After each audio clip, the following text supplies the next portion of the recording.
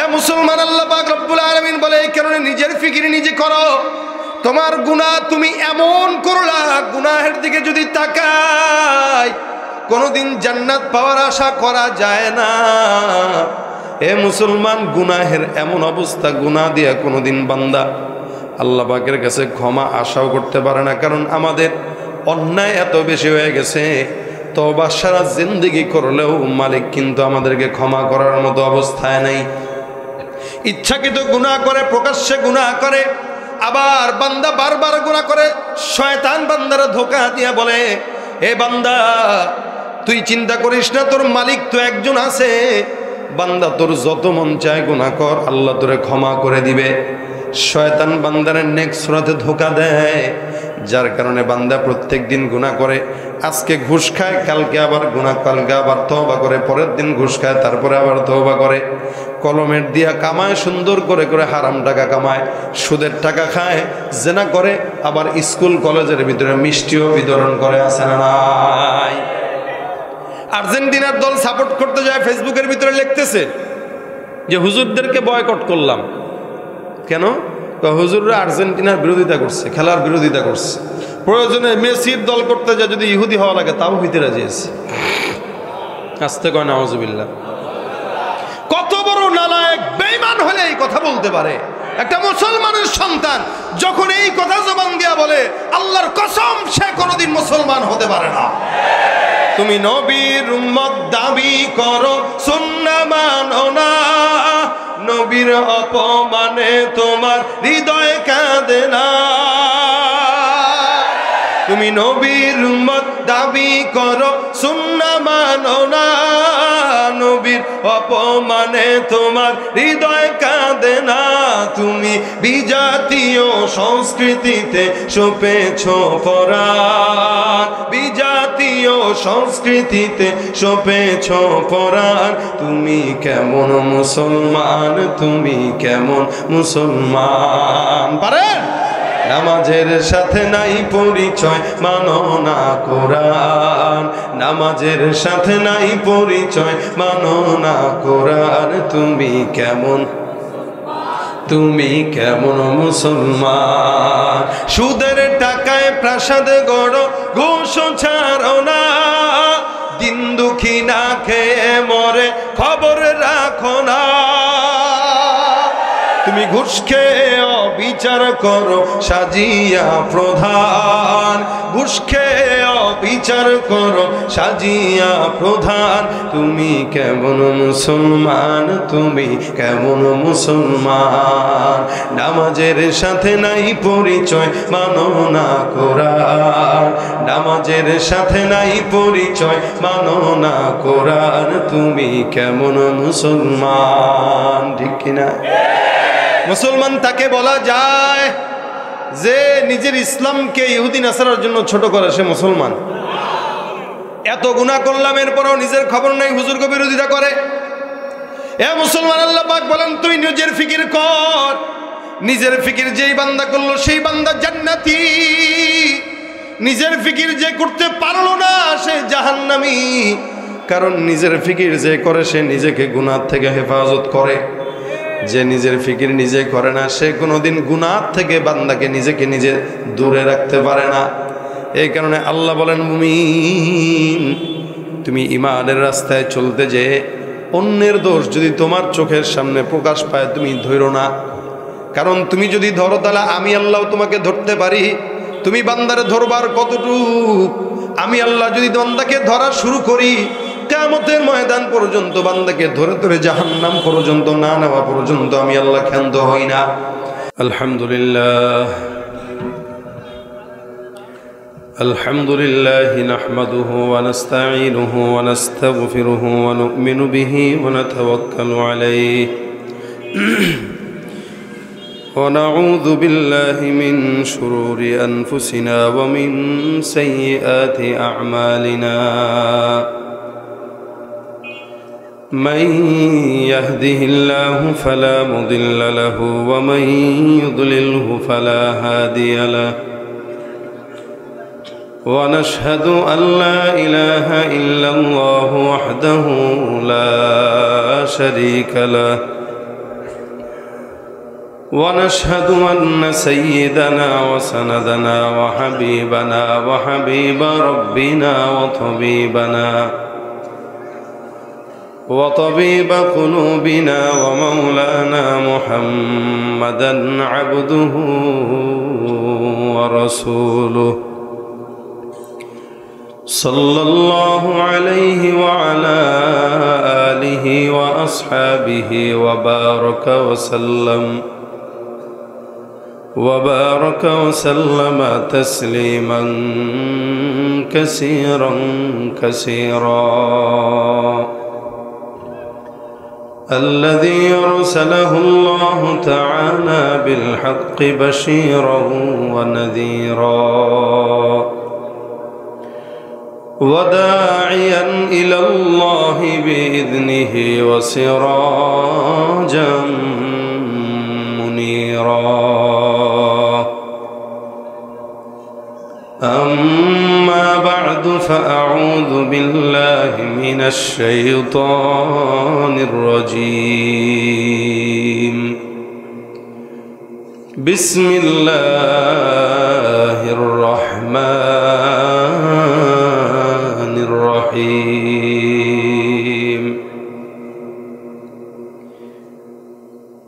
يا أيها الذين آمنوا قوا أنفسكم وأهليكم نارا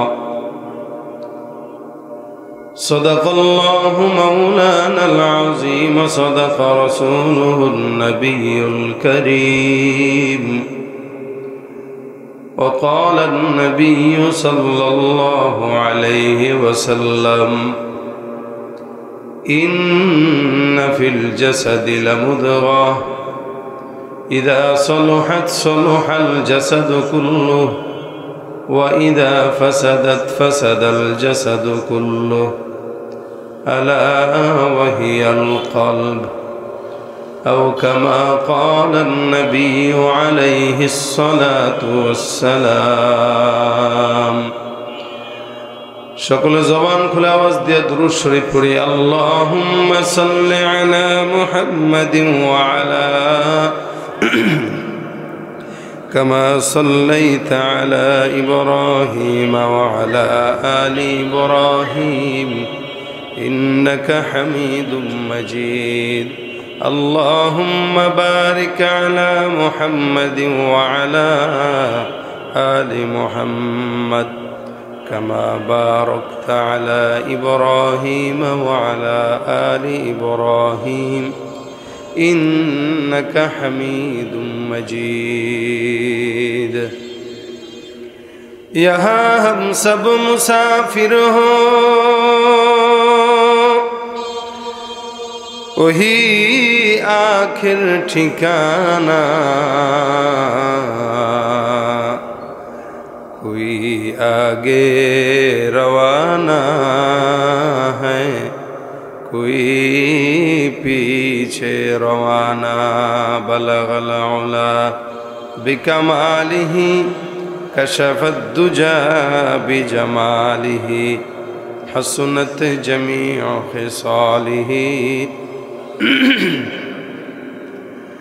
জবানটা খুলে নামাজ দিয়ে জিকির করেন লা ইলাহা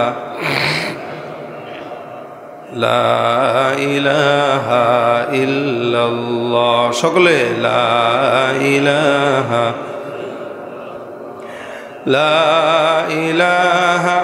ইল্লাল্লাহ লা ইলাহা ইল্লাল্লাহ লা ইলাহা ইল্লাল্লাহ লা ইলাহা ইল্লাল্লাহ লা ইলাহা ইল্লাল্লাহ মুহাম্মাদুর রাসূলুল্লাহ সাল্লাল্লাহু আলাইহি ওয়াসাল্লাম।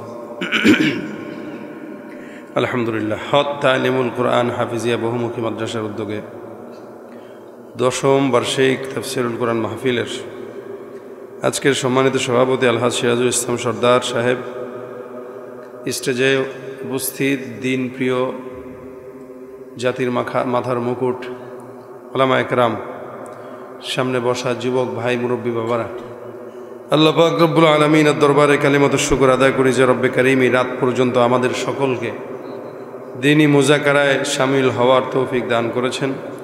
কালিমাতুশ শুকর আদায় করে জবান খুলে সকলে বলি আলহামদুলিল্লাহ। ইনশাআল্লাহ মুখতাসার সময় আপনাদের সামনে 2-4টা মুযাকারা করব। মানুষ তো বক্তার আলোচনা শোনার পরেই না সামনের বছরের দাওয়াত দেয়।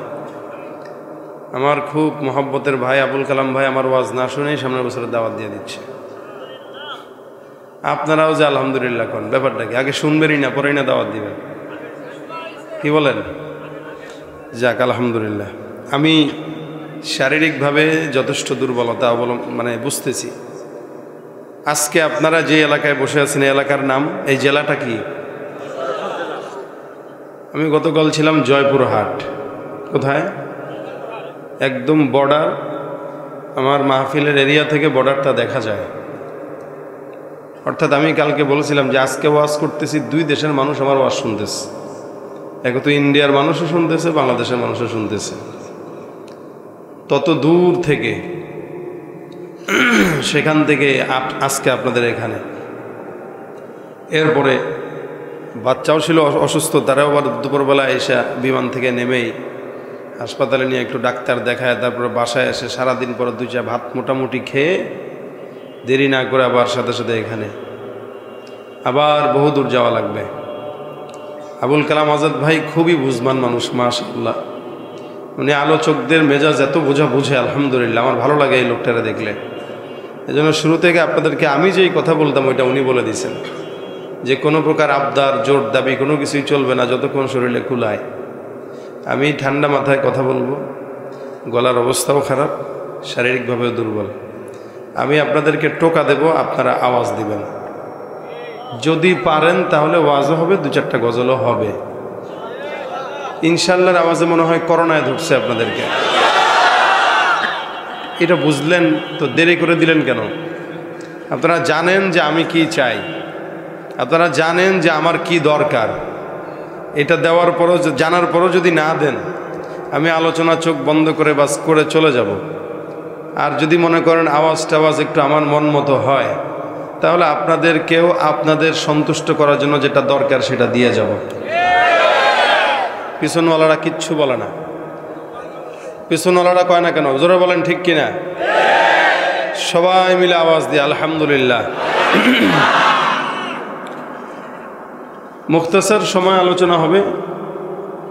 এখন স্টেজে আমার ডান পাশে বাম পাশে সব হলো বক্তারা বসা। বক্তাদের সামনে বক্তারা আওয়াজ করতে পারে না।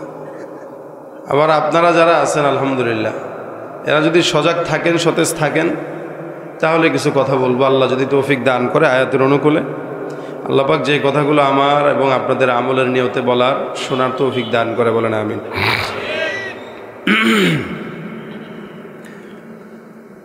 মূলত যে কথাটা, আজকের মাহফিলটা হওয়ার কথা ছিল 31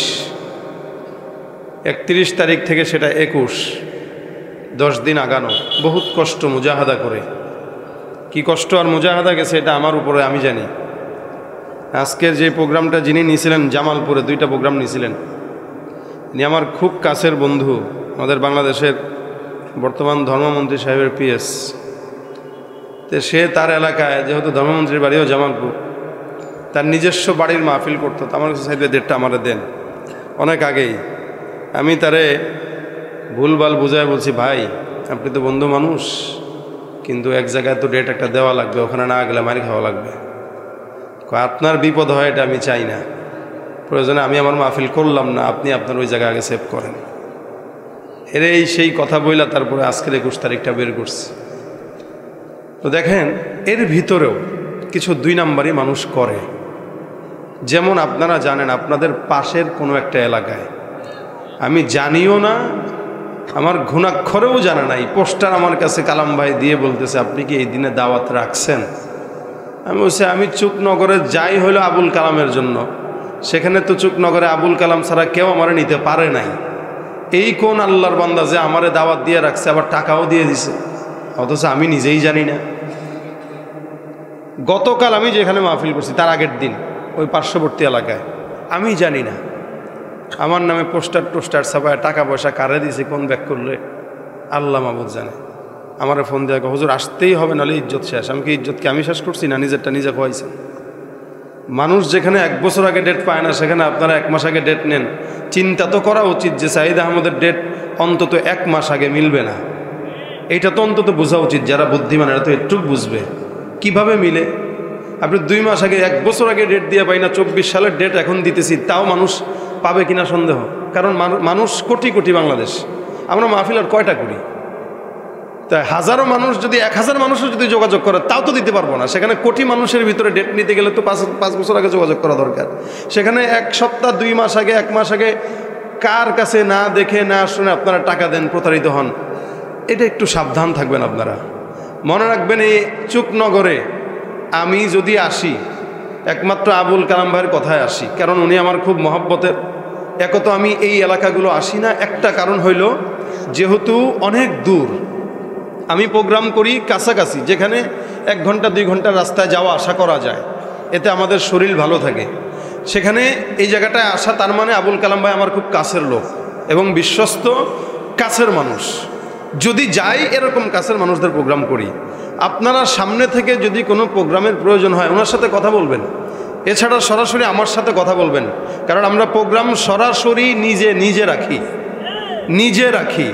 এবং এটা মনে রাখবেন, কখনোই আলহামদুলিল্লাহ প্রোগ্রামের আগে কোনো সমস্ত টাকা আমরা কখনোই নেই না। এবং আমরা একটা সামান্য অগ্রিম নেই, সর্বোচ্চ 5000। এটা কেন নেই? গুরুত্বের জন্য। এটা না নিলে কি হয় জানেন? ওই বলছে হুজুর ডেটটা লিখে রাখেন, লিখে রাখছে 2 মাস আগের থেকে, যোগাযোগ তো নাই। প্রোগ্রামের আগের দিন যদি ফোন দেই, ভাই হুজুর প্রোগ্রামটা তো করতে পারতেছি না। দুনিয়ার মানুষ পায় না প্রোগ্রাম, আর সে প্রোগ্রাম ওই যে ফ্রি পাইছে, এই জন্য তার কাছে গুরুত্ব নাই। এই গুরুত্বটা যেন থাকে, যার কারণে 5,000 টাকা নেই। যদি কেউ না করতে পারো, ওটা আবার রিটার্ন দিই। কিন্তু বয়ানের আগেই সব টাকা পে করতে হবে, নইলে আসবে না, চাকা ঘুরবে না। এই সকল কথা অন্য বক্তার কাছে চাইলেও পাইলেও অন্তত সাঈদ আহমদের কাছে নাই, আলহামদুলিল্লাহ। এজন্য আপনারা প্রতারিত হবেন না। কেউ যদি আপনাদের কাছে টাকা চায়, গত 2 দিন আগে আরেক মাহফিলে গেছি কিশোরগঞ্জে, বয়ানও করছি দিনের বেলা। বয়ান টয়ান করার পরে হাদিয়া দিবে, হুজুর হাদিয়া তো দিয়ে দিছেন। কারা দিছেন? আপনি তো গতকাল দিলাম। গতকাল মানে কারা দিছেন আপনারা? আপনি তো বলছেন ফোন দিয়েছে। আমি আস্তাগফিরুল্লাহ, আমি তো আপনাদের সাথে কোনো কথাই বলি নাই। হুজুর কি বলেন? এই যে দেখেন বিকাশ নাম্বার, ও যে সেই 93 আবুল কালাম ভাই, যে নাম্বার আপনি আমারে দিয়েছেন। পরে আমি ফেসবুকে পোস্ট করলাম, সে দেখেন ওয়াজ করে কে, টাকা পায় কে। আমি ওয়াজ করলাম, হুজুর টাকা তো দিয়ে দিছি। কারো দিয়েছেন? তারা দিছি। সে জানলো কেমন এখানে মাহফিল? সে তো ফোন দিয়ে বললো, আমি সাঈদ বলছি, নাম্বার এটা ভিন্ন, এখানে আমার একটু টাকাটা পাঠিয়ে দেন। আমি কি কারণে নিচ্ছি পরে কালকে এসে বলবো। আমরা তো হুজুর তারা সব টাকা পাঠিয়ে দিচ্ছি। চিন্তা করতে পারেন? এই যে চক্রটা আপনাদেরকে ধোকা দিছে, একই চক্র সেদিন এই ধোকা দিয়ে আরেক মাহফিলে আরেকজন ফোন দিয়ে বলতেছে, হুজুর আজকে না আপনার কাপাসিয়া মাহফিল। না তো। কি বলেন? আমরা তো অগ্রিম টাকা পয়সা দিয়ে শেষ। কত দিয়েছেন? 27,000 টাকা অগ্রিম দিয়ে ফেলছি। মাহফিলে আপনার নাম ঘোষণা হইতেছে, আপনি কই যান? আমার প্রোগ্রাম তো অন্য জায়গায়। আপনারা কাকে দিয়েছেন? এই জন্য প্রোগ্রামের ব্যাপারে খুব বেশি ধোকাবাজি চলতেছে। আপনারা খুব সতর্ক থাকবেন, নিজে ধোকা খাবেন না, অন্যকে ধোকার থেকে নিজেরা বাঁচাবেন। প্রোগ্রামের ডেট লাগবে, সরাসরি ফেসবুকে আমার 2টা নাম্বার দেওয়া আছে, অথবা আবুল কালাম ভাইকে আজকে আমি চিনাই দিয়ে গেলাম। যদি উনি বলে, মুনাসিব মনে করে আপনাদেরকে দাওয়াত দিবে। এছাড়া আমার নিজস্ব প্রোগ্রাম, আমার নিজের নাম্বার ছাড়া, আর এই এলাকার জন্য, এই এলাকার চুকনগর এলাকার জন্য আবুল কালাম ভাই ছাড়া যে কেউ যদি বলে প্রোগ্রামের কথা, বিশ্বাস করবেন না, মনে করবেন এটা প্রতারক। ঠিক আছে? এটা মনে রাখবেন, কারণ এই বাটপাড়িটা হচ্ছে। আল্লাহ যে করতেছে তারে হেদায়েত দান করুক, বলে না আমিন। আপনাদেরকেও যেন আল্লাহ পাক সহিটা রাস্তায় বোঝার তৌফিক দান করে। আমি আপনাদের সামনে যে এই ছোট্ট আয়াতে কারিমা তেলাওয়াত করেছি, আল্লাহ পাক এই আয়াতে অনেক মূল্যবান একটা নসিহত বান্দাকে করলেন। আল্লাহ পাক বলেন, ইয়া আইয়ুহাল্লাযীনা আমানু, হে মুমিনরা, ঈমানদারেরা। দেখেন এই ঈমানদার নামটা কে দিয়েছেন? আল্লাহ আমাদেরকে দিয়েছেন। নাম দিয়েছেন আল্লাহ। এটা মহব্বতের নাম, অনেক মহব্বতের নাম।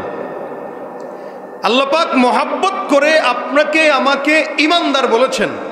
এর চেয়ে বড় সৌভাগ্য একজন মুমিনের জন্য হতে পারে না। তার মানে ঈমান আমার ভিতরে আছে বলেই আমি মুমিন। যার ভিতরে ঈমান থাকে সে কি? মুমিন। যার ভিতরে ঈমানের নূর থাকবে সে মুমিন। আর আল্লাহ নিজে আমাদেরকে বলতেছে হে মুমিন, তার মানে আমরা ঈমানদার, কিন্তু মুখে মুখে, অন্তরে না। যদি মুখে মুখে নাই হইতাম, অন্তরে অন্তরে হইতাম, কোনোদিন আর্জেন্টিনা ব্রাজিলের জন্য বউরে তালাক দিতে পারতাম না, আর্জেন্টিনা ব্রাজিলের জন্য বন্ধুরে হত্যা করতে পারতাম না।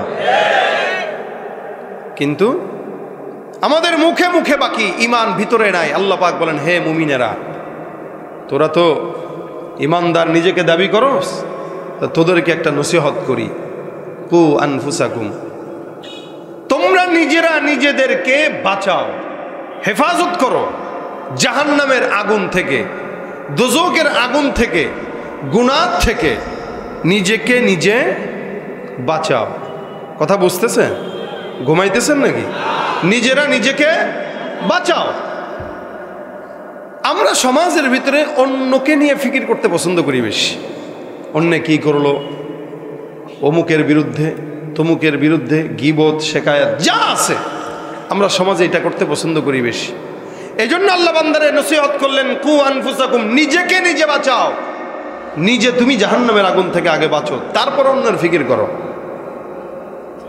যদি নিজেকে না বাঁচাইতে পারো, অন্যের ফিকির আজীবন করলেও কোনো ফায়দা নাই। আপনি নিজেকেই বাঁচাইতে পারলেন না, আপনি অন্যকে কিভাবে বাঁচাবেন? বিশাল সমুদ্রের ভিতরে ঝড় আসলো, তুফান আসলো, ওই সময় যদি আপনি অন্যের ফিকির করেন, যাহারে ওরে আমি কিভাবে বাঁচাবো, আমি সাঁতার কাটবো, তাকে এক কাঁধে নেবো, ওকে আরেক কাঁধে নেবো, নিয়ে নিয়ে তারপরে সাঁতার কাটবো। আরেকজনের ফিকির করছেন তো নিজে মরছেন। আর নিজের ফিকির করবেন, অন্যকে ছেড়ে দেন। ওই সময় যা, আগে আমি সাঁতার কাটে কিনারে যাই, নৌকা একটা নিয়ে আসা, তারপরে সবগুলোরে বাঁচাইতে পারবো। আর ওই ফিকির না করে যদি আগে নিজে চিন্তা করেন কারে নেবো রে, কারে নেবো, কে আমার বন্ধু আছে দেখি কারে নেওয়া যায়, এই কারে নেওয়া যায় চিন্তা করলে নিজেও বাঁচবেন না, অন্যকেও বাঁচাইতে পারবেন না। এই জন্য আল্লাহ বলেন কু আনফুসাকুম, আগে নিজেকে বাঁচাও, ওয়া আহলিকুম নারা, এরপরে তোমরা অন্য যারা আছে এদেরকে বাঁচাও। অন্যকে আপনার পরিবার, আপনার সন্তান, আপনার মা, আপনার বাবা, এটা হচ্ছে আপনার আহল। আল্লাহ বলেন আহলিকুম, তোমাদের পরিবার আছে, বিবি বাচ্চা আছে, সন্তান আদি আছে, এদেরকে তারপরে বাঁচাও। আগে নিজে বাঁচো, তারপরে অন্যকে বাঁচাও। এটা আল্লাহ পাকের আদেশ। আমরা সমাজের ভিতরে অন্যকে নিয়ে ফিকির করতে করতে নিজের অবস্থা শেষ। আগে একটা স্লোগান দেই, কি?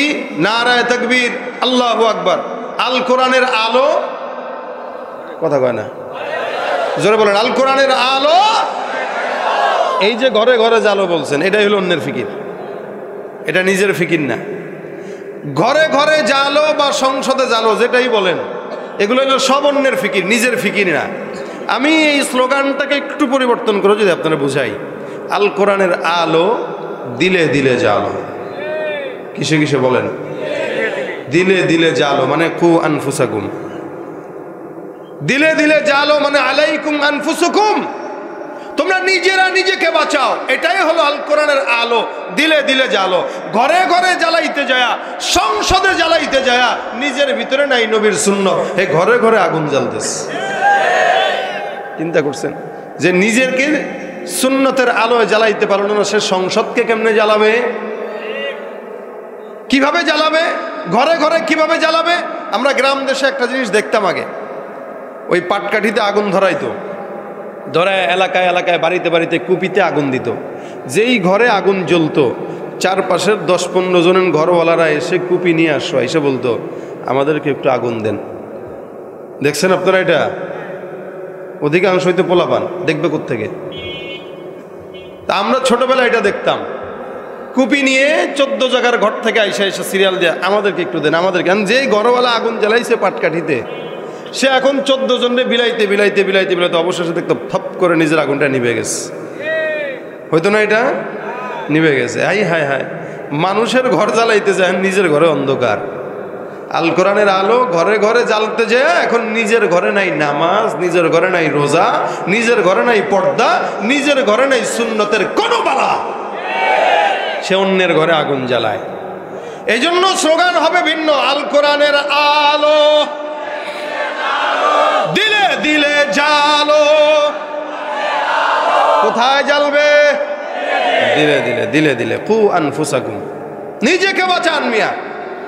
নিজেকে যে না বাঁচাইতে পারলো সে কাউরে বাঁচাইতে পারবে না, আর যে নিজেকে বাঁচাইতে পারবে সে সারা দুনিয়াকে বাঁচাইতে পারবে। তবলিগে চলে গেছেন চিল্লায়, নিজের ঘরের বউ এখনো পর্দা শিখে নাই। আপনি নিজের ঘরে পর্দা ঢুকান, তারপরে অন্যকে পর্দার ওয়াজ করেন। আপনার সন্তান নামাজ আদায় করে না, আপনি মানুষকে নামাজের দাওয়াত দেন, তাকে নামাজের দাওয়াত দেওয়ার আগে নিজের সন্তানকে নামাজি বানান। এটা হলো কু আনফুসাকুম ওয়া আহলিকুম নার। কেন? নিজে যদি আপনি ইমানের পথে চলেন, অন্যে যদি নাও চলে, আপনার কোনো সমস্যা নাই। আল্লাহ পাক রব্বুল আলামিন বলেন, ইয়া আইয়ুহাল্লাযীনা আমানু আলাইকুম আনফুসাকুম লা ইয়াদুররুকুম মান দাল্লা ইযা ইহতাদাইতুম। হে বান্দা, তোমরা নিজেরা নিজেদের চিন্তা করো, নফসের চিন্তা করো। যদি কোনো বান্দা তুমি ইমানের রাস্তায় চলার পর ওই বান্দা, আশেপাশের কোনো বান্দা যদি গোমরাহের রাস্তায় চলে, আমি আল্লাহ পাক রব্বুল আলামিন তোমাকে কোনোদিন ধরব না তার গোমরাহি রাস্তায় সে চলার কারণে। তুমি তোমার হিসাব দিবা, সে তার হিসাব দিবে। লা তাজিরু ওয়াজিরাতুন উযরা উখরা। দুনিয়ার জমিনে যতগুলা বান্দা দেখেন, কেউ কারো বোঝা বহন করবে। প্রত্যেকটা বান্দা প্রত্যেকটা নিজে নিজের বোঝা বহন করবে। দুনিয়ার জমিনে আমি আমার চিন্তা করব, আপনি আপনার ফিকির করেন। এ মুসলমান, এই কারণে আল্লাহ পাক বারবার বান্দাকে ডাক দেয়া বলে, মুমিন বান্দা তোমরা নিজেরা নিজেদের ফিকির করো। কোনো মুমিন বান্দা যদি নিজের গুনাহের ফিকির করে, ওই বান্দা অন্যের গুনাহ নিয়ে কোনোদিন সমাজের ভিতরে গীবত আর শিকায়াত করতে পারবে না। চায়ের দোকানে বসে বসে নানান মানুষের গীবত গায়ে আসে না নাই? সমাজের ভিতরে চায়ের দোকানে বসে বসে অন্যের দোষ, অমুক জায়গায় যাকে পায় কারো যদি দোষ তার জানা থাকে, এই বান্দাটা সমাজের ভিতরে বিচরণ করে করে আরেকজনের দোষ বর্ণনা করে করে নিজে শান্তি পায়। মনে রাখবেন, আপনি যেমন আরেকজনের গুনাহ জানেন, আল্লাহ পাক রব্বুল আলামিনও কিন্তু আপনার দুনিয়ার সব গুনাহ জানে কি জানে না? আপনি দুনিয়ার জমিনে একজনের একটা নোংরা ভিডিও আপনার মোবাইলে আছে, আরেকজন আপনি যে গুনাহ করতেছেন আপনার গুনাহ ভিডিও করার জন্য উপরে কিন্তু আছে না নাই? আল্লাহ পাক রব্বুল আলামিন বলেন, ওয়া ইন্না আলাইকুম লাহাফিজিন কিরামান কাতিবিন ইয়ালামুনা মা তাফআলুন। সমাজের ভিতরে যতগুলো বান্দা আমি আল্লাহ দান করলাম, প্রত্যেকটা মুমিন বান্দা যেখানে গুনাহ করুক, আল্লাহ পাক রব্বুল আলামিন বলে তোদেরকে সংরক্ষণের জন্য আমি রব্বুল আলামিন সম্মানিত দুইজন ফেরেশতা রাখলাম। যেই ফেরেশতারা তোদের সমস্ত গুনাহগুলো লিখবে। কিয়ামতের ময়দানে আমি আল্লাহ সেই গুনাহগুলো বান্দার সামনে স্পষ্ট করে দিব। রাসূল সাল্লাল্লাহু আলাইহি ওয়াসাল্লাম বলেন, মান সাতারা মুসলিমান সাতারাহুল্লাহু ইয়াউমাল কিয়ামা। দুনিয়ার জমিনে কোনো বান্দা যদি কোনো বান্দার দোষ গোপন রাখে, রব্বুল আলামিন বলেন কিয়ামতের ময়দানে আমি রব্বে কারীম ওই বান্দার সমস্ত দোষগুলো গোপন রেখে দিব। দুনিয়ার কোনো মানুষের গুনাহ যদি আপনি জানেন, আপনার আমার গুনাহ জানেন কে? জবানটা খুলে বলেন, কে জানেন? এই জন্য মুসলমান নবীর উম্মত, আল্লাহ পাক রব্বুল আলামিন বলে অন্যকে নিয়ে ফিকির করা দরকার নাই। তুমি তোমাকে নিজেকে নিয়ে ফিকির করো, নিজেকে নিজে চিন্তা করো। দুনিয়ার জমিনে যে নিজেকে নিজে নিয়ে ভাবলো, ওই বান্দাটা নিজে নিজেকে নিয়ে ভাবার কারণে জান্নাতি হয়ে গেল। এ মুসলমান, এই কারণে আল্লাহ পাক জায়গায় জায়গায় বান্দাকে বলতেছে, বান্দারা খবরদার, সমাজের মানুষের ফিকির করা দরকার নাই। তুমি তোমার গুনাহের ফিকির করলে তুমি জিন্দেগিতে অন্যের বিরুদ্ধে কথা বলার সুযোগ তুমি লার কথা না।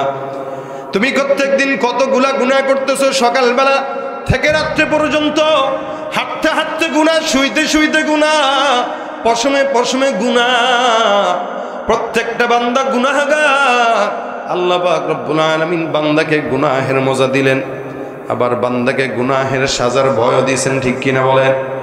বান্দা গুনাহের ভয় যত, এই গুনাহের মজা যদি বান্দা ফিকির করত, যে গুনাহের ভয়টা কিন্তু তার চাইতেও বেশি। কোনো বান্দা জিন্দেগিতে কোনোদিন গুনাহের কাছে এক বিন্দু আগাইতে পারত না। বান্দা যদি ফিকির করতো আমার গুনাহগুলো আমার চোখের সামনে দেখা যায়, বান্দা যদি ফিকির করতো আমি যেই গুনাহটা করলাম, গুনাহটা যদি আল্লাহ পাক রব্বুল আলামিন প্রকাশ করে দিত, এই গুনাহ নিয়ে জিন্দেগিতে কোনোদিন আমি নিজে ওয়াজ করতে পারতাম না। এলাকার কোনো মানুষ কোনোদিন মানুষের সামনে বুক ফুলায় কোনোদিন হাঁটার সুযোগ পাইতো না, ঠিক কিনা জোরে কর। কিন্তু সমাজের ভিতরে আপনার মতো আমার মতো নালায়েক বান্দা না খান্দা বান্দা নাচিস বান্দার অভাব নাই। এরপরও দুনিয়ার মানুষ আমরা অন্যের গুনাহ নিয়ে সমাজের ভিতরে খেলা করি। মনে রাখবেন যে অন্যের গুনাহ নিয়ে নাড়াচাড়া করে আমার মাওলায় কিন্তু কিয়ামতের ময়দানে তার গুনাহ নাড়াচাড়া করে বান্দাকে বুঝায় দিবেন। সেদিন আপনি বান্দার সামনে কিভাবে জবানটা দেখাবেন এই ফিকিরটা আপনি করেন। এ মুসলমান, আল্লাহ পাক রব্বুল আলামিন বলে এই কারণে নিজের ফিকির নিজে করো। তোমার গুনাহ তুমি এমন করলা, গুনাহের দিকে যদি তাকাই কোনোদিন জান্নাত পাওয়ার আশা করা যায় না। এ মুসলমান, গুনাহের এমন অবস্থা, গুনাহ দিয়া কোনোদিন বান্দা আল্লাহ পাকের কাছে ক্ষমা আশাও করতে পারে না। কারণ আমাদের অন্যায় এত বেশি হয়ে গেছে, তওবা সারা জিন্দেগি করলেও মালিক কিন্তু আমাদেরকে ক্ষমা করার মতো অবস্থায় নাই। ইচ্ছাকৃত গুনাহ করে, প্রকাশ্যে গুনাহ করে, আবার বান্দা বারবার গুনাহ করে। শয়তান বান্দারা ধোঁকা দিয়া বলে, এ বান্দা তুই চিন্তা করিস না, তোর মালিক তো একজন আছে, বান্দা তোর যত মন চায় গুনাহ কর, আল্লাহ তোরে ক্ষমা করে দিবে। শয়তান বান্দারের নেক্সট সুরাতে ধোঁকা দেয়, যার কারণে বান্দা প্রত্যেক দিন গুনাহ করে। আজকে ঘুষ খায়, কালকে আবার গুনাহ, কালকে আবার তওবা করে, পরের দিন ঘুষ খায়, তারপরে আবার তওবা করে। কলমের দিয়া কামায়, সুন্দর করে করে হারাম টাকা কামায়, সুদের টাকা খায়, জেনা করে, আবার স্কুল কলেজের ভিতরে মিষ্টিও বিতরণ করে, আছে না নাই? আর্জেন্টিনার দল সাপোর্ট করতে যায়, ফেসবুকের ভিতরে লিখতেছে যে হুজুরদেরকে বয়কট করলাম। কেন? হুজুররা আর্জেন্টিনার বিরোধিতা করছে, খেলার বিরোধিতা করছে। প্রয়োজনে মেসির দল করতে যায়, যদি ইহুদি হওয়া লাগে তাও হইতে রাজি আছে। আসতে কয় নাউজুবিল্লাহ। কত বড় নালায়েক বেঈমান হলে এই কথা বলতে পারে? একটা মুসলমানের সন্তান যখন এই কথা জবান দিয়া বলে, আল্লাহর কসম সে কোনোদিন মুসলমান হতে পারে না। তুমি নবীর উম্মত দাবি করো, সুন্নাহ মানো না, নবীর অপমানে তোমার হৃদয় কাঁদে না। তুমি নবীর উম্মত দাবি করো, সুন্নাহ মানো না, নবীর অপমানে তোমার হৃদয় কাঁদে না। তুমি বিজাতীয় সংস্কৃতিতে সপেছ পরাণ, বিজাতীয় সংস্কৃতিতে সপেছ পরাণ। তুমি কেমন মুসলমান, তুমি কেমন মুসলমান? পারেন? নামাজের সাথে নাই পরিচয়, মানো না কোরআন, নামাজের সাথে নাই পরিচয়, মানো না কোরআন। তুমি কেমন, তুমি কেমন মুসলমান? সুদের টাকায় প্রাসাদ গড়ো, ঘুষ ছাড়ো না, দিন দুঃখী না খেয়ে মরে খবর রাখো না। তুমি ঘুষ খেয়ে অবিচার করো সাজিয়া প্রধান, ঘুষ খেয়ে অবিচার করো সাজিয়া প্রধান। তুমি কেমন মুসলমান, তুমি কেমন মুসলমান?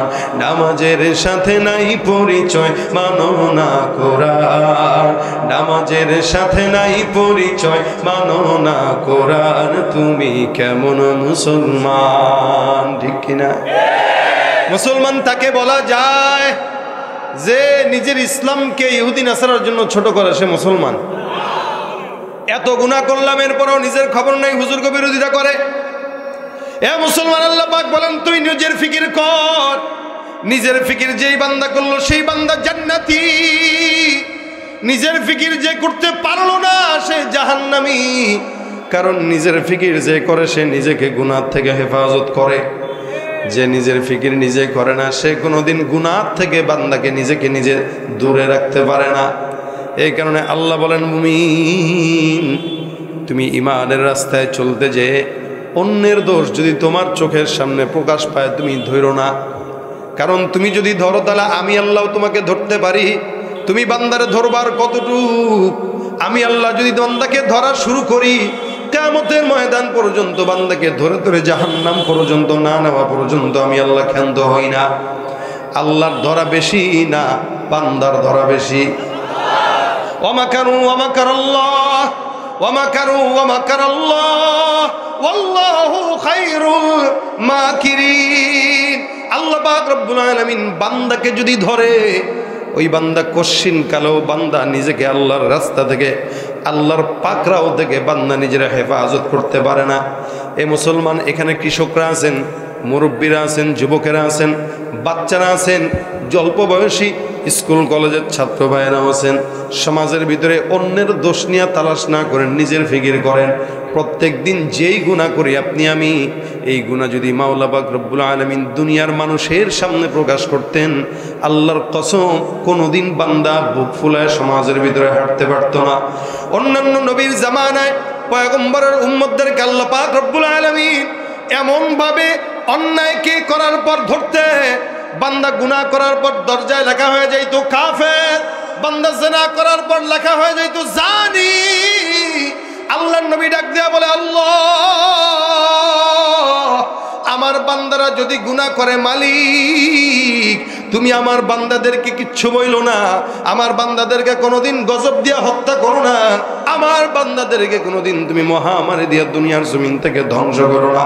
আল্লাহ পাক রব্বুল আলামিন বলে, পয়গম্বর আপনি দোয়া করলেন আমি কবুল করব না এটা হয়, আপনি যেই দোয়া করলেন আমি আল্লাহ পাক রব্বুল আলামিন সেই দোয়াগুলোই আপনার উম্মতের জন্য কবুল করে নিলাম। আল্লাহর কসম, যার কারণে এত গুনাহ করার পরেও মালিক আমাদেরকে কিচ্ছু বলেন না। চলতে ফিরতে গুনাহ, খাইতে গুনাহ, বসতে গুনাহ, ঘুমাইতে গুনাহ, এত গুনাহ করার পর আল্লাহ পাক রব্বুল আলামিন এখনো হায়াত দিয়ে রাখছে। কোনোদিন চিন্তাও করলাম না এত গুনাহ হইল, মাফ করাইবো কেমনে। নিজের ফিকির নিজে করি না, কিন্তু অন্যের ফিকির নিয়ে সমাজের ভিতরে বারবার বিভ্রান্তি ছড়াই। এ মুসলমান, এই কারণে গুনাহটা আল্লাহর নবী বলেন, বান্দা তুমি নিজের ফিকির করো, কারণ যার নফস ঠিক আল্লাহ পাক রব্বুল আলামিন ওই বান্দার সারা দেহটাকে ঠিক বানায় দেয়। আম যখন কিনতে যান দেখবেন ঘ্রাণ শুকলেই বোঝা যায় আমটা কাঁচা না পাকা, ঠিক কিনা জোরে কর। ঘ্রাণ শুনলেই বোঝা যায়, রং দেখলেও বোঝা যায়। এ মুসলমান খুব বুঝবেন, আমটা যেমন নাকি বোঝা যায় দেখলে এটা পাকা না কাঁচা। একজন ইমানদার যদি নিজের নফসকে ঠিক করে, আল্লাহ পাক রব্বুল আলামিন ওই ইমানদারের গায়ের উপরে সুন্দর করে ইমানের সুঘ্রাণ বান্দার জন্য ছড়ায় দেয়। আর বান্দা যখন গুনাহগার হয়, নফস যখন ঠিক থাকে না, ওই যেমন কাঁচা পচা আমটা উপরে দুর্গন্ধ ছড়ায়, উপরে চামড়াও কালো হয়ে যায়।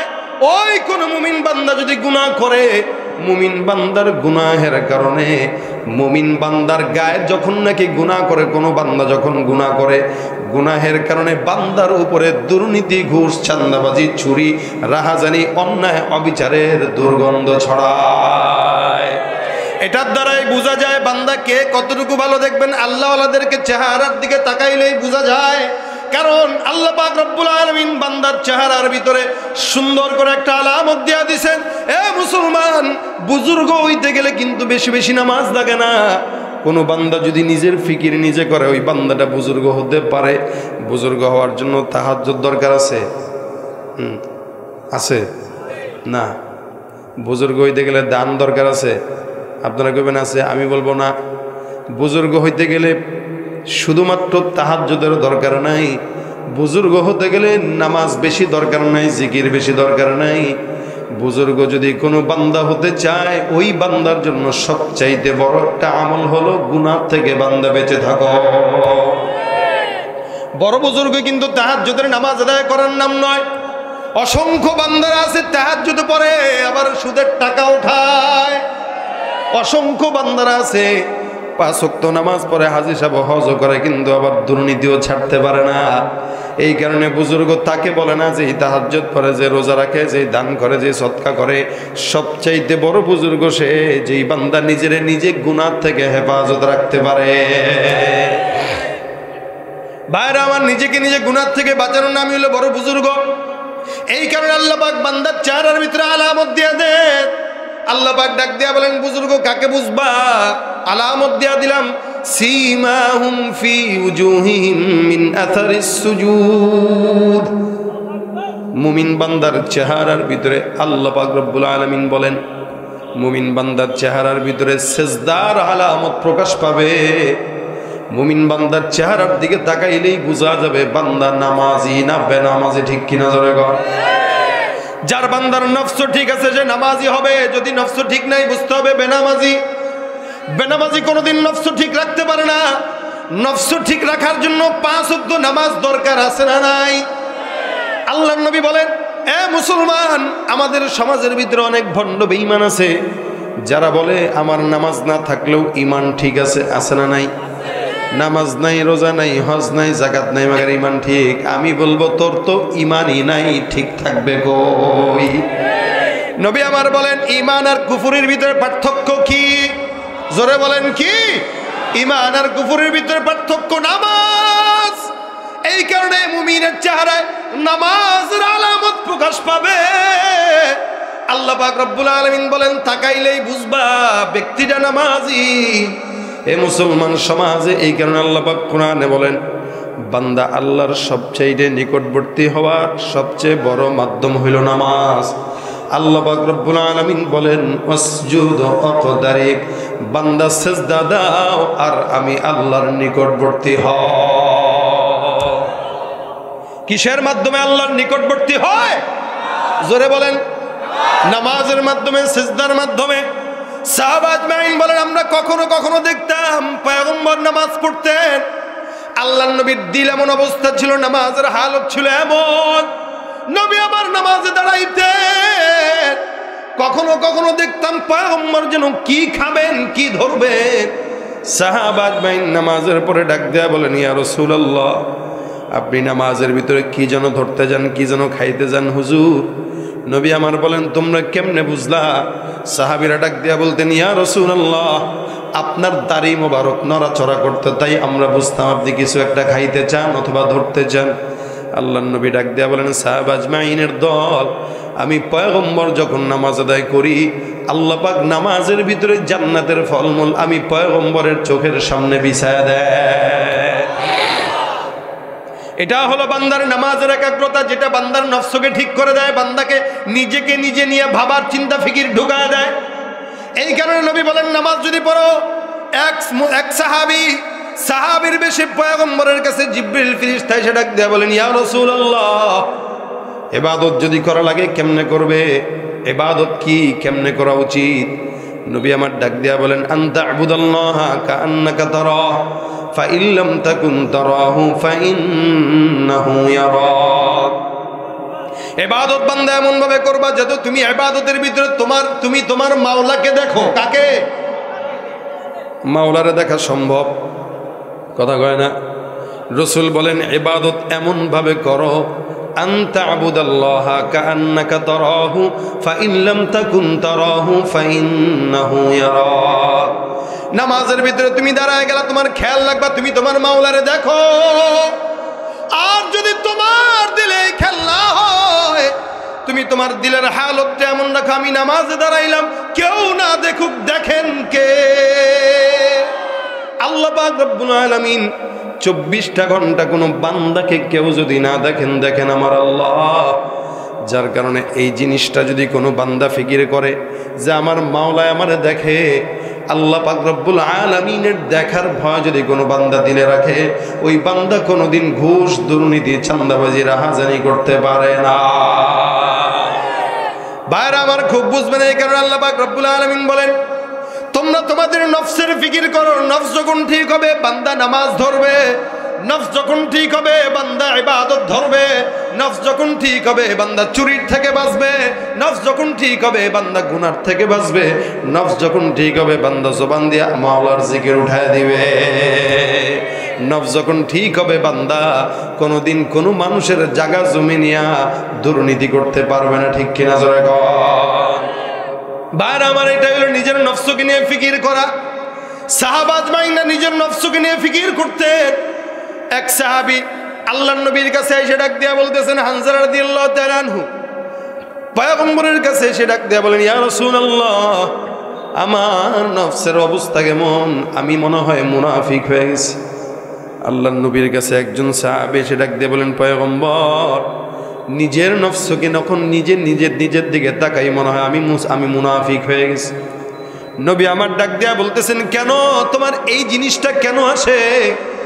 সাহাবী ডাক দিয়া বলে, ইয়া রাসূলুল্লাহ, আমার দিলের ভিতরে এই হালতটা আসার পিছনে সবচেয়ে বড় কারণ, পয়গম্বর, আমি যখন আপনার মজলিসে বসি, আল্লাহর নবী আমার দিলটা বলে আপনার জন্য আমি জান দিতেও তৈয়ার হয়ে যাব, কিন্তু আমি যখন এখান থেকে উঠে অন্যত্র চলে যাই, হে পয়গম্বর, আমার দিল মনে হয় দুনিয়ার পিছনে মাইল হয়ে যায়। আল্লাহর নবী আপনার সামনে একরকম, আপনার বিপরীতে আরেক রকম। হে পয়গম্বর, আপনি বলেন এটা তো মুনাফিকের আলামত। নবী আমার ডাক দেয়া বলেন, হানজালার টেনশনের কারণ নাই, কারণ যেই গাছে বড়ই থাকে সেই গাছেই কিন্তু পোলাপান ঢিল মারে। ইমান যেই দিলের ভিতরে থাকে ওই দিলেই শয়তান আঘাত করতে চায়, ঠিক না? যার কারণে দেখবেন ইমানদারদেরকে শয়তান ধোকা দেয় বেশি, কারণ শয়তান যে আছে ঘুষ খায় সে তো এমনিই শয়তানের খালতো ভাই। যার কারণে দুর্নীতিরে সে কোনো কিছুই মনে করে না, সুদ খাওয়ারে সে কোনো কিছুই মনে করে না, জেনা করাকে কিছুই মনে করে না, দুর্নীতি, চাঁদাবাজি, রাহাজানি, সন্ত্রাস, মাদক এগুলারে কোনো কিছুই মনে করে না। বুঝতে হবে এটাকে শয়তান নিজ হাতে খেলাফত দিছে, ঠিক কিনা জোরে কর। বুঝতে হবে শিক্ষা যদিও তাদের থাকবে তবুও তাদেরকে শিক্ষিত বলা যাবে না, এগুলা শিক্ষিত শয়তান। ওরা হলো দেশের লাগি মহামারীর মতন, ফাইলে কলম ঠেকাইয়া চালায় শুধুই নির্যাতন। ঘুষের টাকায় ওদের ভুরি, ঘুষের টাকায় ওদের ভুরি, করে যে টান টান। ওরা শিক্ষিত শয়তান, ওরা শিক্ষিত শয়তান, ওরা শিক্ষিত শয়তান, ওরা শিক্ষিত শয়তান। পীরগিরি আর মাজার পূজা চলছে দেশটা জুড়িয়া, শিরকি আর ভণ্ডামিতে দেশটা গেছে ভরিয়া। গাজার কলকি টান মারিয়া, গাজার কলকি টান মারিয়া দেখায় খাজার সার। ওরা শিক্ষিত শয়তান, ওরা শিক্ষিত শয়তান, ওরা শিক্ষিত শয়তান, ওরা শিক্ষিত শয়তান। আছে না নাই? সমাজের ভিতরে কেউ যদি গুনাহগার হয়, একজন প্রকাশ্যে গুনাহগার বান্দা 10 জনকে গুনাহগার বানায়, একজন প্রকাশ্যে ইমানদার বান্দা 10 জনকে ইমানদার বানায়, ঠিক কিনা জোরে কর। আল্লাহ পাক রব্বুল আলামিনের পয়গম্বর বলেন, হে হানজালা, আমি নবীর সোহবতে যখন আসো তখন তোমার এক হালত, আমি নবীর থেকে দূরে গেলে আরেক হালত। এটা মুনাফিকের আলামত না, এটাই হলো ইমানের আলামত। সুবহানাল্লাহ। এই যে অনুভূতিটা তোমার আসছে যে তুমি মুনাফিক হইছো, এটাই তোমার ইমানের আলামত। যার গুনাহ নাই, যে ইমানদার, গুনাহ করার পরে অথবা অন্যায় যদি করতেও চায়, শয়তান যদি ধোকাও দেয়, সে বুঝবে যে না না না, এটা তো উচিত হইতেছে না। কি ঠিক না? এনে এতটুকু অনুভূতি যদি কারো নাই আসে, বুঝতে হবে ওর তো ইমানই নাই। ইমান থাকলেই না অনুভূতি আসবে। কি বলেন? আরে কথা বুঝে না, ঠিক না? সাহাবা আজমাইনদের মতো নিজের ফিকির করেন। এ মুসলমান খুব বুঝবেন, আমিরুল মুমিনিন হযরত ওমর ফারুকের নাম শুনছেন না শুনেন নাই? মুসলমান ঘরের সন্তান, বেহায়ার মতো, বেলাজের মতো খেলোয়াড়ের নাম জানে, মাগার সাহাবা ইকরামদের নাম জানে না। এক ভিডিওর ভিতরে দেখলাম একজন জিজ্ঞাসা করতেছে, মুসলমান বাইরে বলেন তো 4 জন নবীর নাম বলেন দেখি, শুনি পারেন কিনা। ওই আল্লাহর বান্দা মুসলমান বলতেছে, আবু বকর, ওমর, ওসমান, আলী। নবী না সাহাবী? কথা কয় না। যেই মুসলমান সাহাবীর নাম জানে না, ওরে মুসলমান বলা যায়? আমিরুল মুমিনিন ওমর ফারুক ইসলামের কয় নম্বর খলিফা? জোরে কোন মিয়া? 2য় খলিফা, অর্ধজাহানের খলিফা আমিরুল মুমিনিন হযরত ওমর ফারুক নিজেকে নিজে নিয়ে কেমনে ফিকির করে, খুব দিল দিয়ে শুনবেন মুসলমান। আপনি আমি নিজের ফিকির করি না। আমার চিন্তা কেমনে আরেকজনের মুমিন বানাবো, আরেকজনের মুসলমান বানাবো। অর্থাৎ আরেকজনকে নিজে ফিকির করি, নিজেকে নিজে নিয়ে ফিকির করার টেনশন আমাদের সময় নাই। খুব বুঝবেন মুসলমান নবীর উম্মত, হযরত ওমর রাদিয়াল্লাহু তাআলা আনহু নিজেকে নিজে নিয়ে ফিকির করে কেমনে? রাসূলের এক সাহাবী ছিলেন হযরত হুযায়ফা রাদিয়াল্লাহু তাআলা আনহু। হুযায়ফাতুল ইবনুল ইয়ামান রাদিয়াল্লাহু তাআলা আনহু রাসূলের একজন সাহাবী। এই সাহাবীর কাছে আল্লাহর নবী সুন্দর করে মুনাফিকের লিস্টি ধরায় দেন। উনি জানতেন মদিনার ভিতরে মুনাফিক কে মুমিন কে।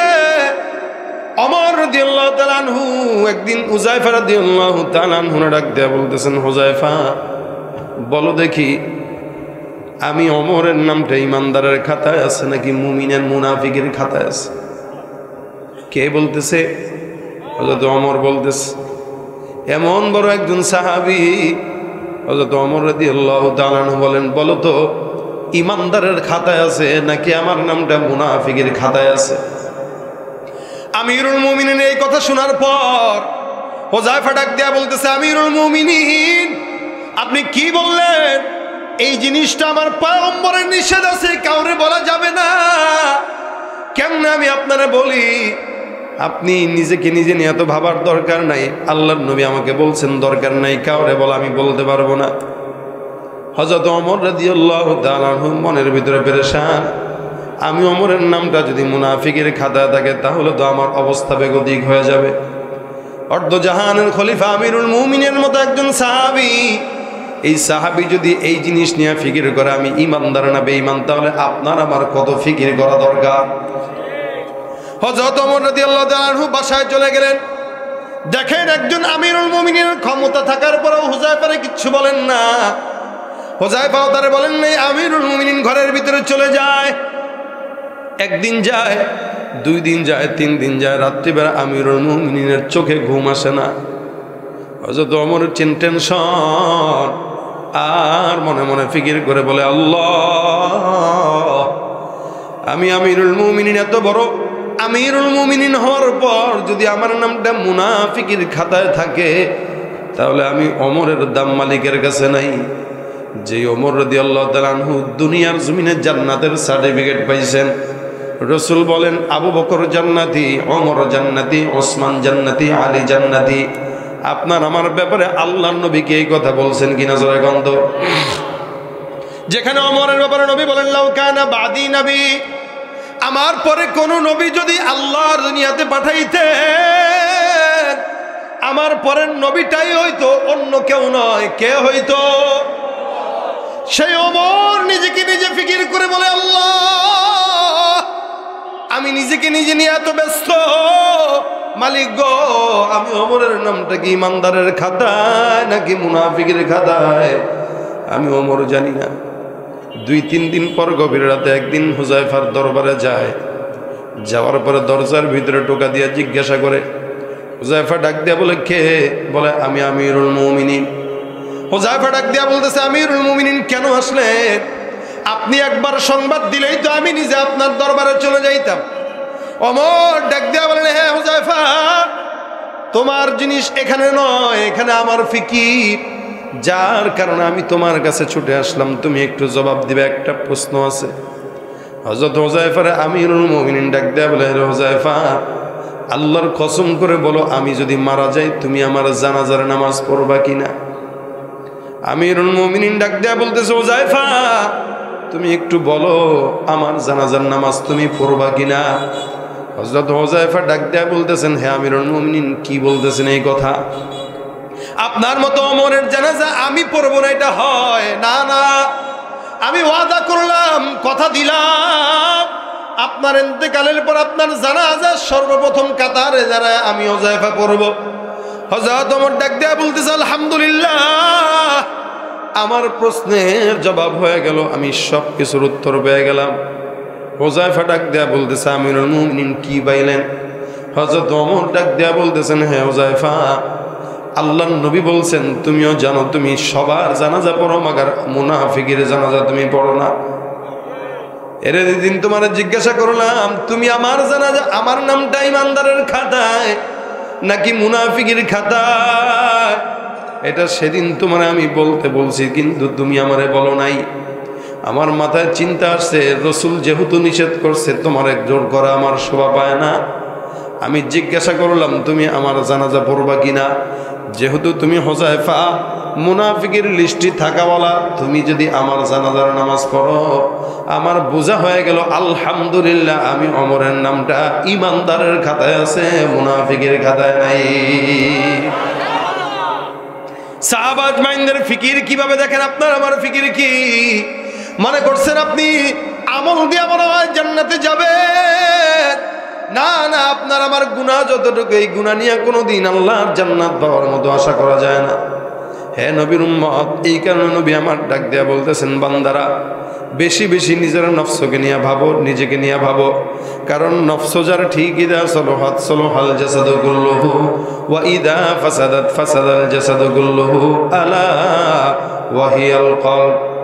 খুব বড় সড় ওয়াজ দরকার নাই, ভাঙ্গা গলার দু চারটা কথা লাস্টে আপনাদেরকে বলবো, এটা মনে রাখবেন না যে কোনো মুমিন বান্দা মাহফিলে আসবে যদি শিখতেই না পারলো, এটা মাহফিল না। আসবো, বসবো, দুইটা কথা শুনবো, শিখবো, বাসায় যাব, ইনশাল্লাহ আমল করবেন, মাহফিলটা নাজাতের উসিলা হয়ে যাবে। ঠিক কিনা বলেন? নবী আমার ডাক দেয়া বলেন, নিজের ফিকির করো।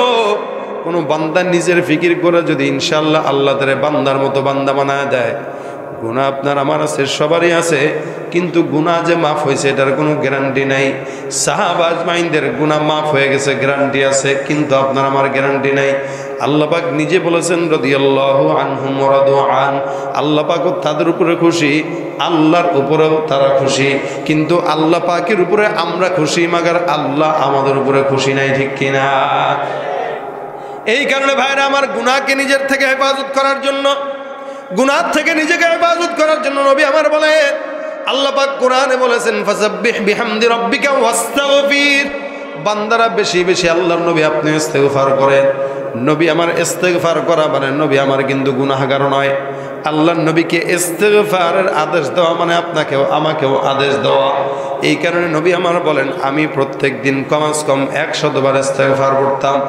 রসুল সাল্লাল্লাহু আলাইহি ওয়াসাল্লাম প্রত্যেক দিন যদি 100 বার ইস্তেগফার পড়ে, আপনার আমার কতবার পড়া দরকার? মনে করেন 1 কোটি বার পড়া দরকার।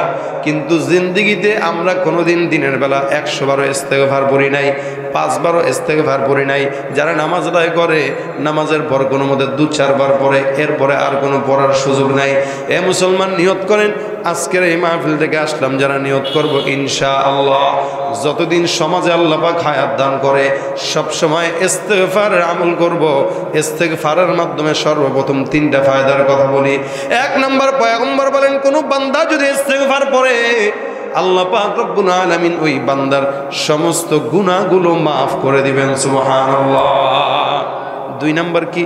ইস্তেগফার যদি কোনো বান্দা পড়ে, এই যে সরকার থেকে শুরু করে সমস্ত নেতৃস্থানীয় লোকরা বলতেছেন দুর্ভিক্ষ আসবে 2023-এ, বলতেছে না? এটা দুর্ভিক্ষ যে আসবে, আমি আপনাদেরকে বলতে পারি ইনশাআল্লাহ কেউ যদি ইস্তেগফারের আমল করেন, দুর্ভিক্ষ কোশ্চিনকালেও আপনার সামনে আসবে না।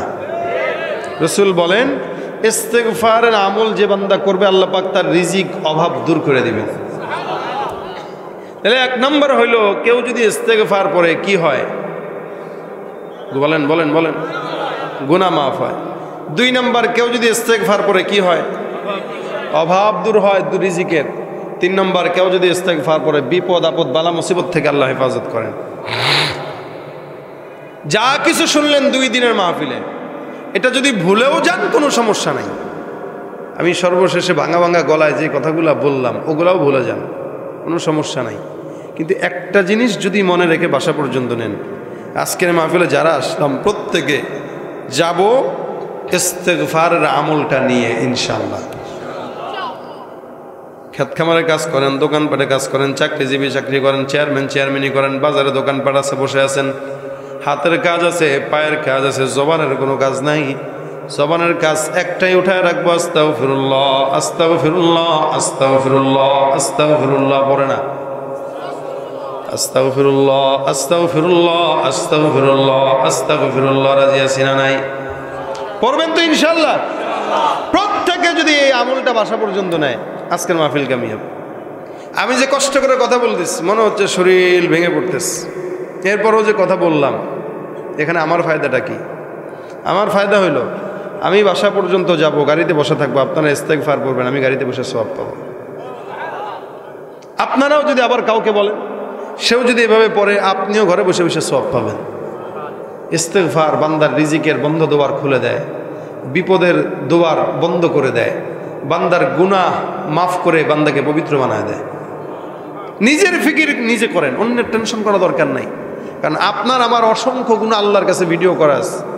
দুনিয়াতে যদি আমাদের ভিডিও কারো কাছে থাকে 10 লাখ টাকা দিয়ে হলেও সেটারে আমরা ভাঙাইতে চাই যে ভাই ডিলিট করে দেন, কত লাগবে নেন।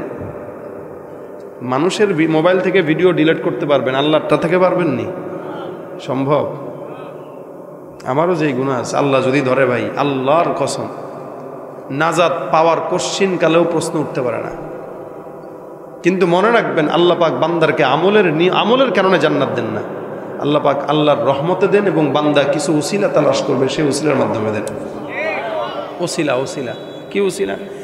আজকের মাহফিলে আপনারা আসছেন, বসছেন, আমলটা নিয়ে গেলেন, আল্লাহর হয়তো ফেরেশতারা লিখে রাখলো, এটা বলবে আল্লাহ এই বান্দাটা একটা উসিলা নিয়ে আসছে। বলে কি? সারা জিন্দেগি উল্টা পাল্টা কাজ করছে, কিন্তু একটা মাহফিল থেকে একটা আমল শিখছিল, যে আমলটা সে সবসময় পড়তো। আল্লাহ বলবে যা, ওইটার উসিলা বান্দারা জান্নাত দিয়ে দেয়। এর চাইতেও নিচু উসিলা দিয়ে আল্লাহ জান্নাত দিছে। আমি শোনাই হাদিস আপনাদেরকে। রসুল বলেন, কোনো এক বান্দা বেঈমান কোশ্চিন কালেও কোনোদিন ইবাদত বন্দেগী করে নাই, এই গুনাহগার বান্দা রাস্তা দিয়ে হেঁটে যাচ্ছে, একটা কুকুরকে দেখছে, কুকুর রাস্তার পাশে কাতরাইতেছে পিপাসায়। আল্লাহ নবী সাল্লাল্লাহু আলাইহি সাল্লাম বলেন, কুকুর যখন রাস্তার পাশে পিপাসায় কাতরায়, ওই বেঈমানটা নিজের পায়ের মোজাকে খুলে কুয়ার ভিতরে ঢুকায় পানি উঠাইছে, উঠায় কুকুরকে খাওয়াইছে। রাসূল সাল্লাল্লাহু আলাইহি সাল্লাম বলেন, আমার আল্লাহ পাক ওই বান্দার এই ছোট্ট একটা সৃষ্টির প্রতি মায়া দয়া, এতটুকু উসিলায় বান্দারা জান্নাতি বানাই দিস। একটা কুকুরকে পানি পান করানোর মাধ্যমে যদি কেউ জান্নাতি হয়, তাহলে ইস্তেগফারের আমল করলে কি হবে না? আমরা পারি না। আমরা মাহফিলে আসি, 2-4টা আলোচনা শুনি, চিল্লাচিল্লি করি, ও হুজুরে জমাইছে গো। আমাদের মন মানসিকতা এটাই, আজকে হুজুরে জমাইছে না, আজকে হুজুরের জমাইতে পারে নাই, আজকে দুর্বল ছিল। বিষয়টা এমন হয় না? এটা কি জমানোর জায়গা? আমি কখনো কখনো ইচ্ছাকৃত, অনেক মাহফিলে হয়, আমি যুবকদের উচ্ছ্বাস দেখার পরে ইচ্ছাকৃত আমি বয়ান খারাপ করি। কেন? আমি দেখি, আমি আগেই বলে নেই যে আজকে সুর দিব না, কিচ্ছু বলবো না, দেখবো আপনারা বসেন কিনা। যখন দেখি সুর ছাড়া কথা বললেও বসতেছে, তখন তাদেরকে আমি পরবর্তীতে যা চাই সেটা দেই। কিন্তু কিছু কিছু প্রোগ্রামে এমন হয় যে এমনিই হয়, কিন্তু আমাদের অবস্থা এমন হয়ে গেছে যে প্রোগ্রামে আসছি, বক্তা একটু তাকবীর উঠাবে, মাঠ থেকে গরম গরম আওয়াজ উঠবে, ঠিকঠাক আওয়াজ উঠবে, নারায়ে তাকবীরের ধ্বনি উঠবে, 2-4টা গজল গাবো সুর দিয়া, চিল্লান দিয়া 2-4টা হুঙ্কার দিব, বাস শরীর গরম করে বাসায় যাব, সকালে ফজরের নামাজ কম্বলের নিচে গরম করে পড়ব। এটাই বাস্তব না? কিন্তু এটা হওয়া উচিত ছিল? এটা জমানোর জিনিস না, এটা ইসলাহের জিনিস, এটা ইসলাহের জায়গা। এখান থেকে গুনাহগার হয়ে আসবো, নেককার হয়ে যাব। কি বলেন? এখানে বেনামাজি হয়ে আসবো, নামাজি হয়ে যাব। এখানে গুনাহগার হয়ে যাব, ইস্তেগফারের আমল নিয়ে যাব। এটাই হওয়া উচিত, এটাই হওয়া উচিত। আল্লাহ পাক এটাই করার তৌফিক দান করে, বলেন আমিন। যা আসছেন এখানে আপনারা কখনো কখনো ভাই গুনাহের উসিলা খুঁজবেন, যে আল্লাহ গুনাহটা এই উসিলায় মাফ করে দিও। আজকে সর্বশেষ আপনাদের কাছে আমি আরেকটা উসিলার জন্য বলবো, আপনারা যথেষ্ট দান করেছেন আলহামদুলিল্লাহ। আমি এটা সম্পূর্ণ ভিন্ন আঙ্গিকে বলতেছি। মনে করেন আল্লাহর কাছে আপনি নিয়ত করে 1000 টাকা দিবেন, 500 টাকা দিবেন। আল্লাহ বলেন ওয়াকরিদুল্লাহ করদান হাসানা, আল্লাহকে করজে হাসানা দাও। আচ্ছা, আল্লাহর কি টাকা দরকার আছে? আল্লাহ ঘর বানাবে? তা আল্লাহ যে বললেন আল্লাহকে করজ দাও, আল্লাহকে করজ দেওয়া মানে এতিমরে দান করবেন, আল্লাহকে দান করা হবে। গরিবকে করজে হাসানা দিবেন, আল্লাহকে করজে হাসানা দেওয়া হবে। এটাই হলো করজে হাসানার মূল ব্যাখ্যা। তো আপনাদেরকে আমি বলি, আমাদের প্রত্যেকের গুনাহ আছে এখানে। আমরা যদি চিন্তা করি আজকে আমার গুনাহটা মাফ করাইতে চাই, আমি এই 500 টাকা আজকের মাদ্রাসার জন্য দিব, এই নিয়তে যে আল্লাহ আমার গুনাহগুলি মাফ করায় দিয়েন। এরকম যদি কেউ থাকেন, আমার হাতে দিবেন, 500 হোক 100 হোক, এই টাকাটা আমি দিলাম আমার গুনাহ মাফ করার জন্য। আল্লাহ আপনি এই উসিলায় আমার গুনাহ মাফ করেন, আমার বাপ মা কবর আছে তাদের গুনাহ মাফ করেন। এরকম যদি কেউ থাকেন আমি সর্বশেষ দেখতে চাই। ইনশাআল্লাহ সকলের জন্য দোয়া হবে, সকলে মিলে। আল্লাহ পাক যেন সকলের জানে মালে বরকত দান করে। আল্লাহ পাক যেন আমাদের মাশাআল্লাহ।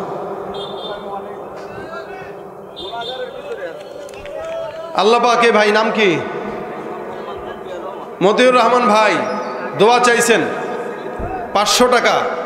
উনি ওনার জন্য, ওনার ছেলের জন্য দোয়া চাইছেন। আল্লাহ ওনার গুনাহ মাফ করে দেখ, বলেন আমিন। ওনার ছেলেকে মানুষের মতো মানুষ বানাক, বলেন আমিন। আর কেউ আছেন? শেষমেশ আমার হাতে এই নিয়তে দিবেন যে আমরা, আল্লাহ তুমি এই নিয়তে আমার গুনাহটা মাফ করে দিও। উঠাউঠি না করেন, টাকা না দেন, এরপরে বসেন। টাকা না দেন সমস্যা নেই, এরপরে বসেন। মোনাজাত এটা অনেক বড় একটা ইবাদত। এই ইবাদতটা অন্তত নিয়ে যান। কে আছেন? আর কে আছেন? 500 দিবেন, 100 দিবেন, 1000 দিবেন। আমি আপনাদেরকে যা বলে ওইটা শুনেন, আমারটা আমি আপনাদেরটা শুনবো না। কারণ আপনারা এতগুলা মানুষ, আমি কয়জনেরটা শুনবো? আমার একাটা শুনেন। আমি বলতে আসছি, আমারটা শুনেন। কে আছেন? আর সর্বশেষ মাদ্রাসার জন্য আমার হাতে দিবেন 500 1000 দিবেন এই নিয়তে যে আজকে আমার গুনাহটা যেন এখান থেকে মাফ করা যেতে পারি। ইনশাআল্লাহ দোয়া করব সকলের জন্য। আল্লাহ পাক সকলের জানে মালা যেন বরকত দান করে। আপনাদের দান দেখার পরে আমার হাতে যদি কেউ কিছু দেন ইনশাআল্লাহ, এরপরে একটা সঙ্গীত আমি শোনা যাব। আমার গায়ে তেমন বেশি শক্তি আজকে নাই। ওরে খাইছে মুরব্বী, ফেসবুকে বুঝে আবার নতুন লেখেন, লিখে দেন। আমি লেখমু কে? চিন্তা করছেন অবস্থা? আমি লেখমু, গামু, সবই আমি করবো, আপনারা শুনবেন। দেন আপডেট গজল, আপডেট গজল গাইছি। এই যে আপডেট গজল গাই দিছি তো। আর কে আছেন? কে আছেন? আর শেষমেশ 100 টাকার নোট এখানে দিবেন ইনশাল্লাহ। একটা গজল সবাই মিলে গাবো। আমার গায়ে গাওয়ার মতো শক্তি নাই, আমি হয়রান হয়ে গেছি। এরপরে ইনশাল্লাহ ছোট্ট একটা গজল সবাই মিলে গাবো। এরপরে যদি কেউ থাকেন একটু শেষমেশ এখানে দিয়ে যাবেন ইনশাল্লাহ। 2 দিন ব্যাপী মাহফিল। আল্লাহ যেন এই মাহফিলটাকে কামিয়াবি দান করে, বলেন আমিন। এই মাহফিলটা সবসময় হোক, এটা আপনারা তো চান নাকি? চাইলে সবসময় সহযোগিতা করবেন ইনশাল্লাহ। এই মাহফিলে অতীতে বড় বড় আলোচকরা আসছে। আমি আবুল কালাম ভাইয়ের জন্য অবাক হই।